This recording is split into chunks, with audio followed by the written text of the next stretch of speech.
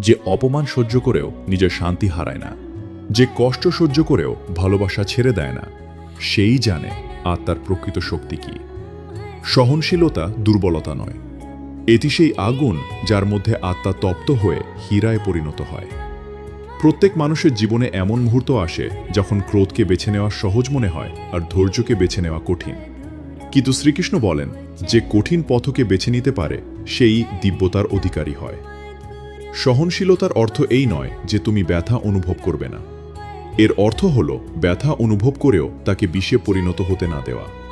এটাই সেই শক্তি যা অন্তরের ঝড়কেও শান্ত করে দিতে পারে। যখন তোমার মনে হবে সবকিছুই তোমার বিপক্ষে, মনে রেখো, এটাই সেই মুহূর্ত যখন ঈশ্বর তোমার ভেতরেই তার পরীক্ষা নিচ্ছেন। আর যে এই মুহূর্তে স্থির থাকতে পারে সে আর শুধু মানুষ থাকে না, সে চেতনায় পরিণত হয়। সহনশীলতা হার নয়, এটাই সর্বোচ্চ বিজয়ের পথ। কারণ যে সহ্য করতে শিখে গেছে তার চেয়ে বড় বিজয়ী আর কেউ নেই। শ্রীকৃষ্ণ বলেন,